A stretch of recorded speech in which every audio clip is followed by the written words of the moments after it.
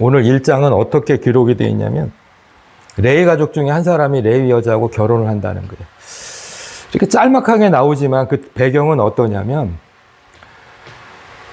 그 아므람이라고 하는 그 레위 사람이 결혼을 하기로 마음을 먹었어요. 그러니까 이 마음을 우리가 들여다보면 이런 마음입니다. 내가 결혼을 해서 남자를 낳든 여자를 낳든 하나님께 맡기겠다는 거예요. 여러분, 하나님께 맡긴다는 의미를 우리 잘 모르잖아요. 이게 지금 아므람의 행동이 하나님께 맡기는 거예요. 그러니까 자기 힘으로는 할 수 없잖아요. 남자가 태어나도 살릴 수도 없습니다. 또 여자만 나오게 할 수도 없어요. 그렇다고 애굽 여인과 결혼할 수도 없어요. 근데 용감하게 이 아므람이 결단을 내립니다. 내가 결혼을 해야 되겠어. 하나님의 명령에, 하나님의 복에 피조물이 반응하는 거예요. 너희는 땅에서 충만하라고 했으니까. 그 땅에 충만하기 위해서는 결혼을 해야 되잖아요. 그러니까 하나님의 복을 누리는 거고, 하나님의 말씀을 받는 거고, 바로가 정한 세상 법보다 하나님의 말씀을 우선시하는 거거든요. 이게 하나님께 맡기는 겁니다. 근데 상대가 있어야 되잖아요. 내 뜻을 받아줄 여자가 있어야 되잖아요. 나는 결혼하려고 해도 상대방 여자가 우리 결혼해서 남자아이 낳으면 죽을 텐데요. 못합니다. 그렇다고 우리가 여자만 낳을 수 있습니까? 그것도 안 됩니다. 그러면 나는 결혼을 하지 않겠습니다. 그러니까 아므람의 뜻을 받을 수 있는 아내를 구해야 되잖아요. 근데 아므람이 요게벳을 만납니다. 정확히는 요게벳이 아므람의 고모예요. 아버지의 여동생입니다. 친족 간의 결혼 그 당시엔 가능하니까. 그러니까 친족이에요. 아므람하고 요게벳은. 그러니까 고모입니다. 연상의 여인이에요. 그런데 이 하나님의 역사가 요게벳이 이 말을 받습니다. 요게벳도 불안할 거 아니에요. 결혼해서 남자애 낳으면 날강에 빠져서 죽으니까.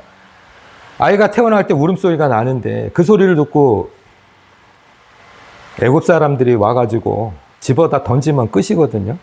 근데 요게벳이 아므람의 제안을 받아들입니다. 둘이 결혼을 해요. 그리고 모세를 낳습니다. 오늘 하나님께서 우리에게 주신 말씀이 오늘 이 말씀을 하시는 거예요. 이 상식적으로 모세가 왜 나왔냐? 이게 나올 수가 없어요. 인간적으로 생각하면. 결혼하면 안 돼요. 저도 결혼 안 합니다. 내가 노예인데 남자아이가 태어나면 100% 죽는데 설사 어떻게 숨겨서 살아날지 할지라도 노파를 구워 삶아서 살아난다 할지라도 노예인데 왜 결혼을 합니까? 그러니까 아므람이 요게밖에 결혼한 것은 우리 생각이 아니에요. 하나님 뜻이 있는 겁니다. 성령의 인도함이 있는 거예요. 내가 하고 싶다고 해서 하는 게 아니거든요. 요게벳이 그걸 받습니다. 요게벳의 이름은 아버지가 그렇게 정해줬어요. 야훼의 영광이라고. 여러분, 노예 생활을 하고 내 민족이 핍박을 받고 새벽부터 밤늦까지 생고생을 하고 내 자유가 박탈당하고 내 신앙생활이 박탈당하는데 내 뜻대로 되지 않고 내 기도 들어주지 않고 내 부르짖음을 하나님이 400년 동안 들어주지 않은데 어떻게 내 딸 이름을 여호와는 영광이라고 짓습니까? 그러니까 요게벳의 집안도 대단한 집안이에요. 둘 다 레위 족속인데 대단한 집안입니다. 어떻게 그 상황에서 여러분 400년 동안 끊임없이 430년 중에 400년 동안 끊임없이 기도했어요. 이 나그네의 삶에서 하나님 고향으로 돌아가게 해달라고. 하나님이 노예 생활을 그치게 해달라고. 나의 억울함과 나의 고통과 내 슬픔과 내 환난을 하나님 해결해달라고 끊임없이 기도했습니다. 무엇보다도 가장 큰 기도는 힉소스 왕즈가 이집트에 들어왔을 때 히브리인들의 강성함을 막기 위해서 몇 가지 정책을 썼는데 안 되니까 다 죽이라고 했잖아요. 히브리인들은 눈물을 머금고 그 아들이 나일강에 떨어졌을 때 그 고통이 어떻겠어요? 하나님이 그걸 지켜보신 거예요.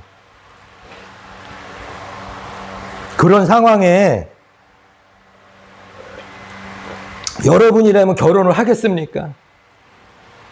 여러분 10년, 50년 기도했는데도 하나님이 응답하지 않습니다. 내가 환난 중에 하나님께서 문제를 해결해 주지 않아요.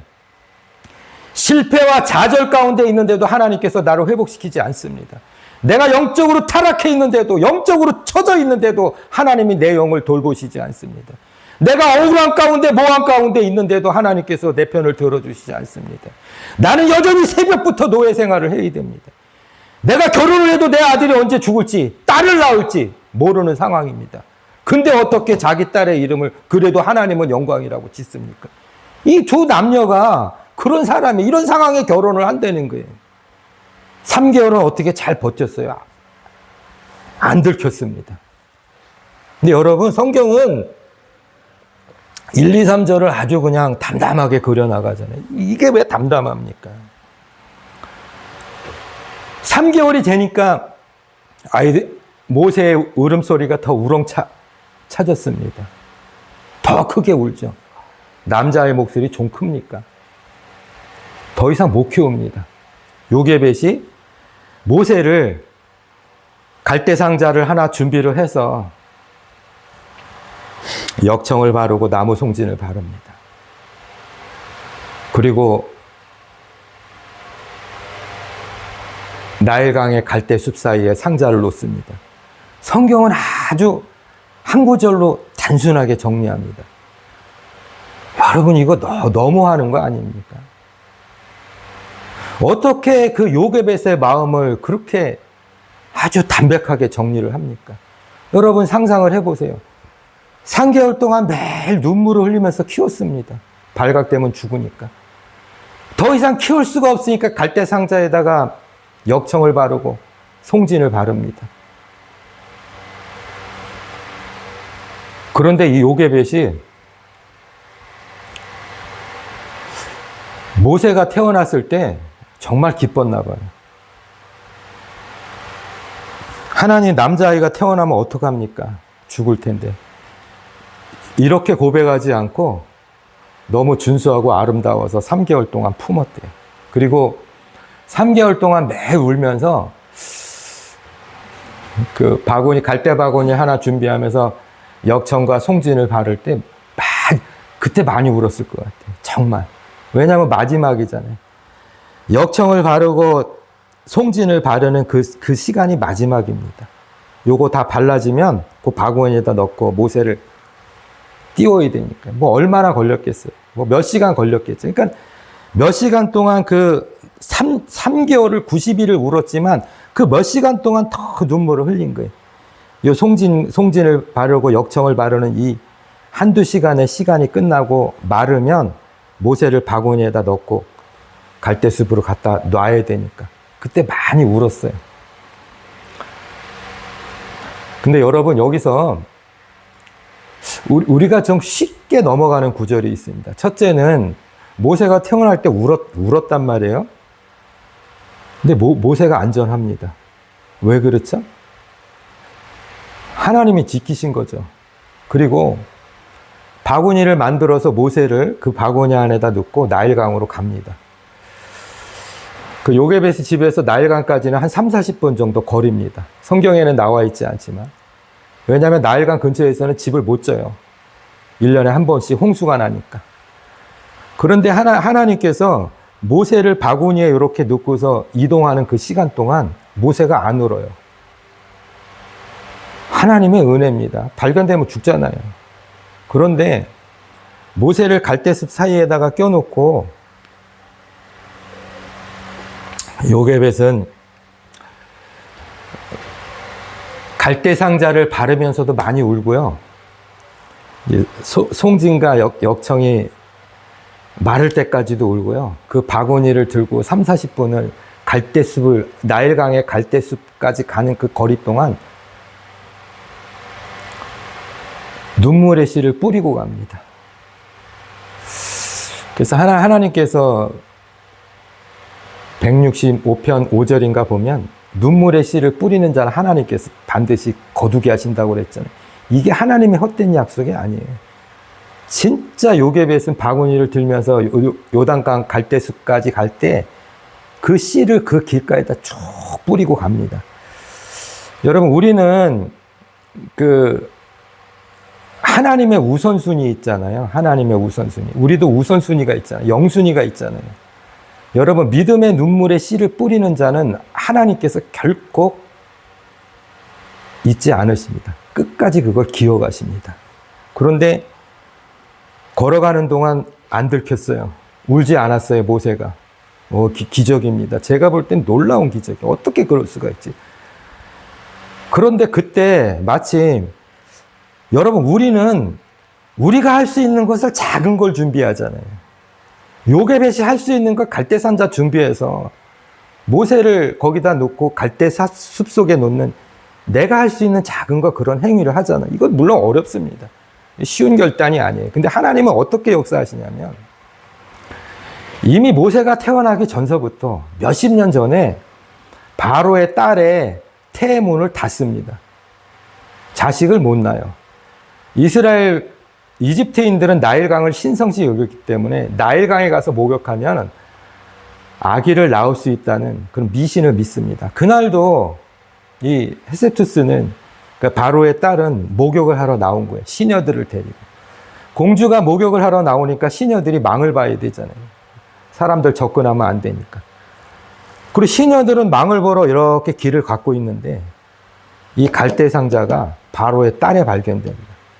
여러분, 이거 그냥 읽어나가니까 읽어나가잖아요. 이게 하나님의 다 예비하심이에요. 어떻게 그 갈대 바구니가 바로의 딸의 눈에 띄냐고요. 요단강에는요, 여러분, 나일강에는 여러 배들이, 상선들이 왔다 갔다 합니다. 무역하는 배들이. 목욕하러 많이 나옵니다. 공주만 나오는. 여러 사람 눈에 띄게 할 수가 있어요. 근데 하나님께서는 어떻게 일하시냐면 딱 바로의 딸의 눈에 띄게 합니다. 그것도 왜? 걔가 왜 목욕하러 나왔어? 자식이 없으니까. 여러분, 우리는 거기까지 못 읽어요. 하나님이 이미 몇십 년 전에 바로의 딸의 태문을 닫아서 요게벳이 갈대 상자에다가, 갈대숲 사이에다가 바구니를 끼워 놓을 때, 그때 마침 바로의 딸이 목욕을 하러 나와서 그것도 아무도 발견하지 못하고 바로의 딸 눈에 띄게 하고 뚜껑을 딱 열어보니까 그때 모세가 우는 거예요. 아기가 우니까 어떻습니까? 궁휼한 마음이 들잖아요. 모세의 딸이 보기에 아기가 우니까 불쌍한 마음이 드는 거예요.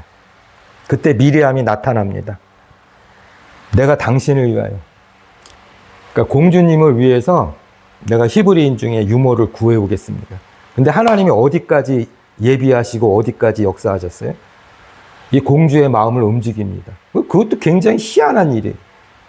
아니, 그 정도 위치가 됐으면 대이집트 대제국의 공주인데 자기가 데리고 가서, 불쌍하잖아요. 자기가 데리고 가서 왕궁에 가서 시녀한테 야, 유모 좀 구해와라 그럴 수 있잖아요.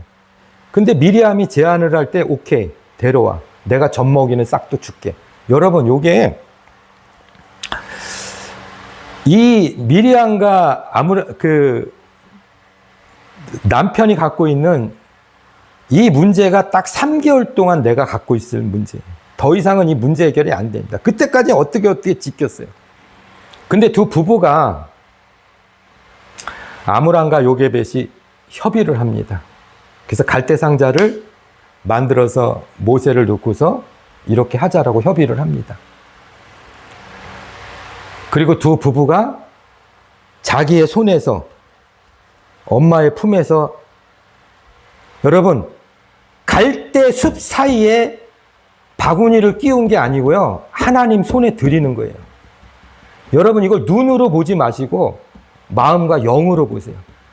요게벳은 자식을 포기한 게 아니고 하나님 손에 맡긴 거예요, 여러분. 하나님께 맡긴다는 의미를 오늘 말씀을 통해서 영적으로 잘 받으세요. 맡기는 게 포기가 아니라니까. 난 모릅니다가 아니에요.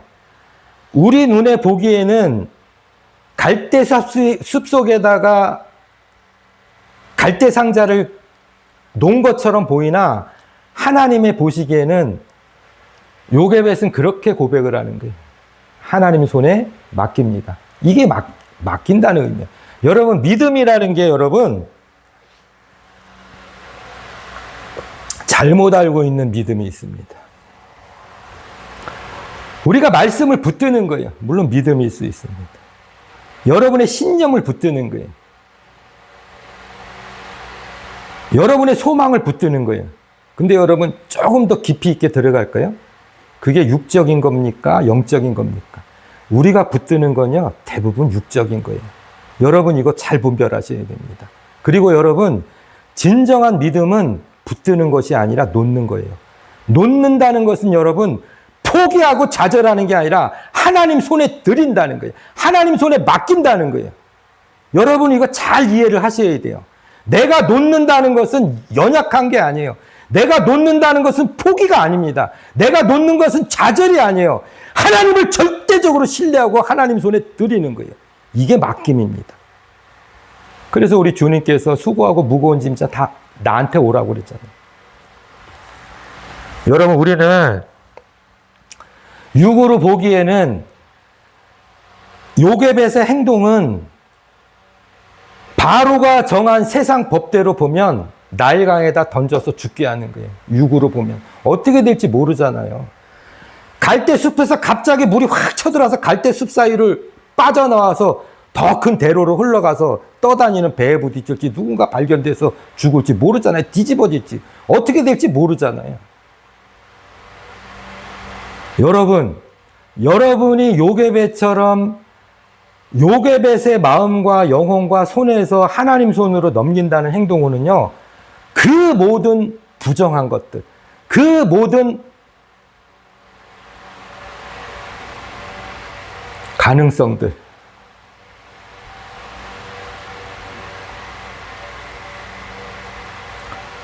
그걸 하나님께 다 맡기는 거예요. 여러분, 거기서 광주리가 뒤집어져서 모세가 죽어도 하나님이고요. 모세가 살아도 하나님이에요. 우리의 신앙은 어떻습니까? 여러분이 기도한 대로 안 되면 하나님 아니잖아요. 여러분이 다니엘에서 나오는 다니엘의 세 친구의 고백을 들어보세요. 하나님께서 당신의 왕의 손과 이 용광로 속에서 내 목숨을, 우리의 목숨을 구하지 않아도 하나님은 하나님이라는 거예요. 근데 여러분, 우리의 신앙은 어떻습니까? 요게벳은 그렇게 살았을 거예요. 하나님은 그냥 영광, 야훼는 영광이에요. 내 삶과 상관이 없습니다. 내 환난과 내 어려움과 내 고민과 내 고통과 내 슬픔은 아무런 상관이 없어요. 내가 어떠한 상황일지라도 하나님은 하나님이고 하나님은 영광인 거예요. 하나님은 거룩하신 분이에요. 하나님은 선하신 분인 거예요. 내 기도와 응답과 상관이 없습니다. 이게 요게벳의 믿음이에요. 이게 요게벳의 이름입니다. 어떠한 상황일지라도 여호와는 영광이라는 거예요. 야훼는 영광이라는 거예요. 이런 믿음으로 요게벳이 성장을 한 거예요. 아므람은 대단한 프라이드가 있습니다. 나는 야곱의 피가 흐른다는 거예요. 아므람이라는 이름이 존귀한 자의 혈족이라는 뜻이에요. 존귀한 자가 야곱입니다. 자기 몸속에는 야곱의 피가 흐른다는 거예요. 하나님이 이거 이스라엘 피가 흐른다는 거예요. 이런 두 사람이 만났으니까 이런 위대한 일이 생기는 거예요. 우리가 뭐 세상으로 봤을 때 별거 아닙니다. 바구니 하나 떠내려 보낸 거예요. 근데 하나님이 그 바구니 안에 뭐를 감춰놨어요? 출애굽이 되잖아요. 모세가 성장을 해서 출애굽이 되잖아요. 두 부부가 갖고 있는 모든 문제가 한 번에 싹 해결되잖아요. 모세를 3년 동안 4년 동안 키우면서 싹도 받고 모세의 생명도 살고 나중에 요게벳은 내 아들 하나를 살리려고 했습니다. 여러분, 우리의 시작은 굉장히 미약해요. 우리가 고난 중에 어려운 가운데 실패 가운데 생명이 왔다 갔다 하는 사이에 억울한 가운데 분한 가운데 우리의 시작은 굉장히 연약하고 미약합니다. 요게벳이 심은 건 하나밖에 없어요. 눈물의 씨를 계속 심는 거예요. 믿음의 씨를 계속 심는 거예요. 하나님은 이 씨를 헛되이 내버려 두지 않습니다. 하나님의 때가 되면 반드시 그 씨는 싹이 뜨고 열매가 맺어집니다. 그 열매가 뭐예요? 출애굽입니다. 어떻게 그 작은 상자에 출애굽이 숨어 있다는 것. 이스라엘이 400년 동안 기도한 그 기도 제목이 그 작은 하나의 상자에 숨겨 있다는 걸 누가 압니까? 요게벳도 몰랐어요. 아므람도 몰랐습니다. 아무도 몰랐어요. 우리는 지금만 보는 거예요. 지금. 하나님은 80년을 내다보십니다. 이 3개월짜리 된 이 바구니 속에 있는 이 모세가 80년 후에 광야를 건너서 하나님이 약속한 땅으로 들어가는 것을 그 광주리 속에 숨겨놓은 거예요. 여러분 일상생활을 통해서 일어나는 하나님께 드려지는 것들이 있잖아요. 요게벳이 눈물의 씨를 뿌렸잖아요. 요게벳이 자기의 손을 떠나서 완전히 하나님께 맡겼잖아요. 우리는 고난 중에, 환난 중에, 실패 중에, 절망 중에 생명이 꺼져가는 그 순간에 하나님께 작은 걸 맡길 때가 있습니다. 그러니까 우리가 먹을 때 작은 것이에요. 그는 요게벳은 바구니 하나 맡긴 거예요. 근데 거기서 출애굽의 역사가 일어납니다. 오늘 여러분이 이해할 수 없는 눈물이 흐릅니다. 이해할 수 없는 고통이 여러분 가운데 있어요. 해결되지 10년, 20년, 50년이 돼도 해결되지 않는 문제가 있습니다. 왜 하나님 지금 이 상황에서 이거밖에 안 됩니까? 한쪽으로 원망되는 일이 있어요. 여러분, 요게벳이 왜 원망이 없었을까요? 3개월 동안 모세를 키우면서 왜 아픔과 고통이 없었을까요? 그는 늘 3개월 동안 울었습니다. 역청을 바를 때 울고 바구니를 들고 가면서 울고 갈대 숲 사이에다 놓으면서 울고 차마 그걸 보지 못해서 돌아갑니다. 미리암만이 끝까지 그걸 지켜봅니다. 이게 부모거든요. 여러분, 우리가 우리의 생명이 모세처럼 앞길을 모르잖아요. 어떻게 될지 모르잖아요. 뒤집어질 수 있잖아요. 갈대삽수에 빠져나가서 누군가 발견돼서 히브리네 악이네 이거 죽여야 되네 빠질 수 있잖아요. 우리가 그런 상황에 있을 때가 있거든요. 모르잖아요. 모르는 거예요. 지금 어떻게 될지 모르는 거예요. 근데 하나님은 그거를 미래까지 보신다니까요. 여러분, 지금 여러분이 갖고 있는 문제들, 해결되지 않는 것들, 여러분, 우리가 갖고 있는 여러 가지 영육 간의 문제가 있잖아요. 이걸 내가 붙들고 있잖아요. 하나님 해결해 달라고. 붙들고 있잖아요. 놓지 않잖아요. 왜? 요게벳이 바구니를 갈대숲 사이에 놓는 순간 이거 하나님께 맡기지 않는 믿음 없으면 못 놓습니다. 가지고 다시 돌아갑니다. 어떻게 될지 모르니까. 근데 놓고 가잖아요. 이게 맡김의 원리가 뭐냐? 죽이든 살리든 어떻게 되든 다 하나님 뜻이라는 거예요. 여러분, 이게 온유와 겸손하고 좀 연결이 됩니다. 우리 주님께서 마태복음 11장 29절에 구약의 하나님은 나는 스스로 있는 자라고 그랬어요. 아무것도 필요 없다. 나는 스스로 족하고 스스로 존재하는 자다. 우리 신약의 우리 주님께서는 나는 마음이 온유하고 겸손한 자라고 이렇게 말씀하십니다. 여러분, 온유라는 것은요, 어떠한 상황에서도 화가 나지 않는 거예요. 그래서 온유한 사람은 마음이 착한 사람이에요.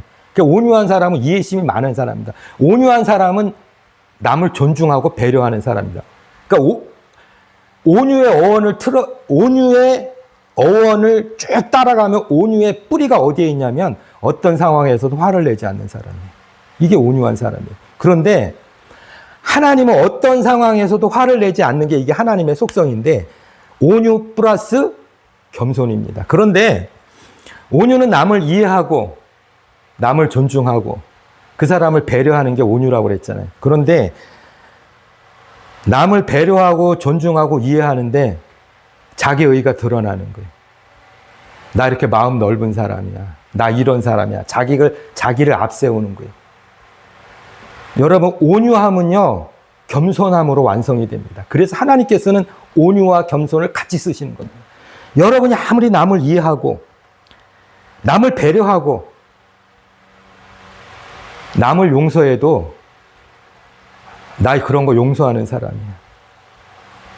나는 이렇게 화가 나는데 그 화를 참고, 당신을 이해하는 사람이야. 이거 굉장히 위험합니다. 온유함은 맞는데 교만한 거예요. 그래서 하나님께서는 왜 온유와 겸손을 같이 쓰시냐면 내 마음이 어떤 상황일지라도 순종하고 하나님 앞에 내 뜻을 꺾고 이해하고 용서하고 살아도 이걸 내가 했다라고 교만하지 말라는 거예요. 나를 낮추라는 게 이게 겸손입니다. 그런데 하나님께서는 왜 온유와 겸손을 나는 온유하고 나는 겸손하다 이렇게 말씀하셨을까? 여러분 우리 예수님께서는 겸손하셔서 나귀를 타시잖아요. 이게 겸손이에요. 자기를 나타내지 않잖아요. 메시아가 하나님이 어떻게 나귀를 타고 옵니까?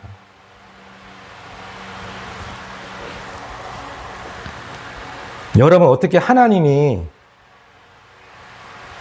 그 세네 평도 안 되는 허름한 마국간에서 태어나십니까? 어떻게 하나님이 십자가에서 조롱당하고 벌거벗겨 있습니까?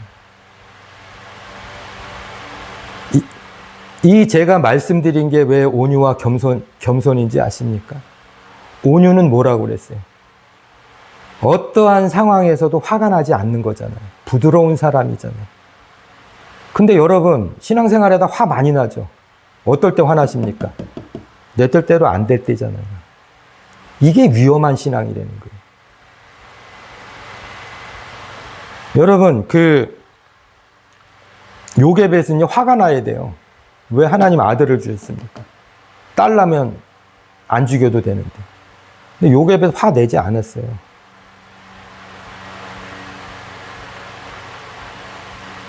어떠한 상황에서도 화가 나지 않는데 내가 너를 용서했어. 나 이렇게 마음이 큰 사람이야. 나 이렇게 온유한 사람이야. 뭔가 주어가 들어가잖아요. 주어. 나야 나. 요게 교만이라는 거예요. 겸손은 반대예요. 그런 상황일지라도 화가 나고 억울하고 답답한 상황일지라도 마음을 온순하게 하고 내가 드러나지 않는 거예요. 그럼 누가 드러나야 돼요? 하나님. 하나님이 하시는 대로 내가 받아들이는 거예요. 여러분, 성경은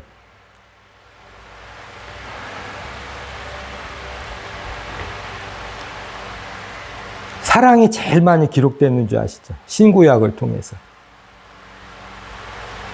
성경에 약 60만 개의 단어가 있습니다. 제가 기억하기로는. 그 단어 중에 가장 많이 나오는 단어가 사랑 같죠? 아닙니다. 사랑은 10위권에도 못 들어가요. 여러분 성경에서 가장 많이 나오는 단어가 뭔지 압니까? 하나님입니다. 성경에서 가장 많이 나오는 단어가 하나님.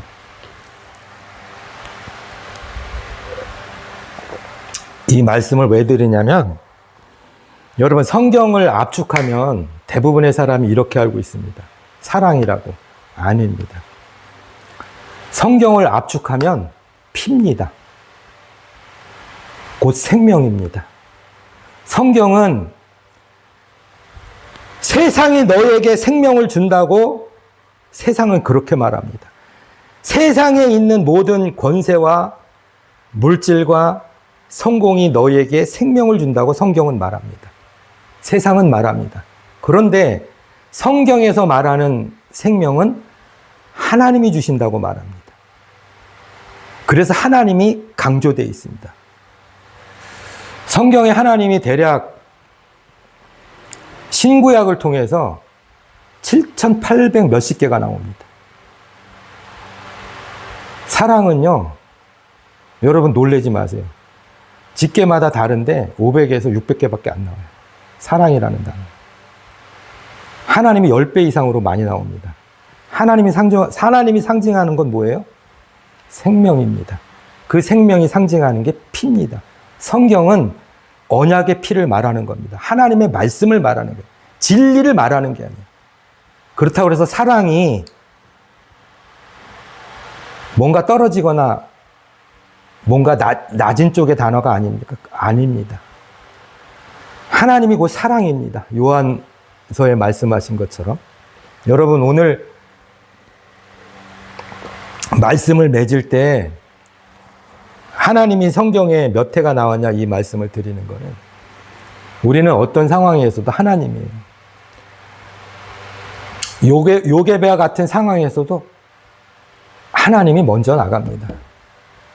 여러분, 신앙생활 잘하는 거, 하나님 보시기에 신앙생활 잘하는 거 잘 모르시죠? 하나님과 우리의 기준이 많이 다릅니다. 그런데 성경에서 말하는 우리 주님께서 칭찬을 하는 너 믿음 크다, 놀라운 믿음이다, 이렇게 칭찬하는 것에 대한 하나님의 뜻은, 하나님의 마음은 뭐냐면, 여러분 신앙생활 할 때 나를 빼세요. 주어를 빼면 됩니다. 나라는 자리에 하나님을 넣으세요. 그래서 성경은 약 8,000에 가까이 하나님이란 단어가 그래서 쓰여 있습니다. 그러니까 모든 상황에 나를 빼고 하나님을 넣으세요. 요게베 또 결혼하지 말아야 될 이 상황에 결혼을 하고 하나님에 맡길 수 없는 그 상황에 하나님께 맡기는 선택을 하고